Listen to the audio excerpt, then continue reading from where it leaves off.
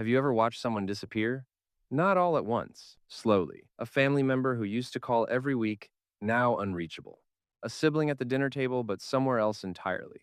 A message left unread, an invitation quietly declined. Conversations that used to last hours now end in a sentence.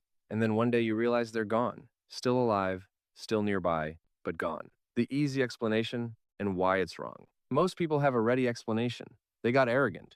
They think they're better than us. They changed. But here's what those explanations miss. People don't withdraw from everyone they love without a reason. They withdraw because something broke quietly, repeatedly, over a long time. Why people withdraw the real reasons. Maybe they were the family peacekeeper, the one who held everything together, swallowed their own pain, and kept showing up for everyone, and nobody ever once asked how they were doing. Not seriously. Maybe they trusted someone and were betrayed, and then trusted again and were betrayed again, until their nervous system stopped distinguishing between people who were safe and people who weren't, until every outstretched hand started to look like the ones that had dropped them before. Maybe they tried to explain this. Maybe they said, "I'm struggling," or "I feel alone even around people." And the response was a change of subject, or advice they didn't ask for, or a silence that seemed to say, "I don't know what to do with that."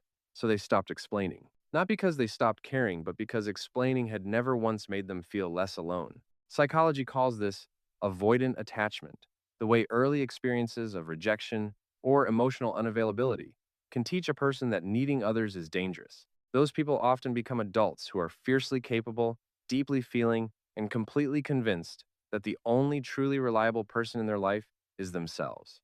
They don't want to be alone. They just stopped believing that closeness was safe. And then there are those who withdrew not from pain, but from something quieter, clarity. They got older. Small talk stopped feeding them. The noise that once felt like belonging started feeling like static. They weren't running from family. They were running toward the first moment of peace they'd ever had. The harder truth for the person who withdrew, but there's something worth saying to the person who pulled away something harder to hear. Protecting yourself is real and valid, but sometimes the armor doesn't distinguish between the people who hurt you and the people who love you. A cousin who never once wronged you gets the same closed door as the parent who did, and that's worth sitting with, because some of the people reaching out to you right now might be reaching out exactly because they miss you, and they don't know why you left. For the family left behind, and if you're the one left behind, if you're the parent, the sibling, the friend who keeps sending a message into silence, this part is for you. Their distance is rarely a verdict on your worth. Most of the time, it's a verdict on what they needed and couldn't find. The healthiest thing you can do is stop trying to pull them back to a version of the relationship that didn't work for them and start asking, genuinely asking, what they actually need. Not to fix them, not to guilt them, just to understand. Sometimes that question, asked with no strings attached, is the first time they've ever felt safe enough to answer it. So before you decide what someone's distance means, before you call it coldness, arrogance, or indifference, consider that you might be looking at someone who loved deeply and got hurt too many times. Someone who gave too much for too long to too many people who never gave it back. There's a difference between loneliness and solitude. Loneliness is wanting connection and not having it. Solitude is having peace without needing noise to fill it. Those are not the same thing.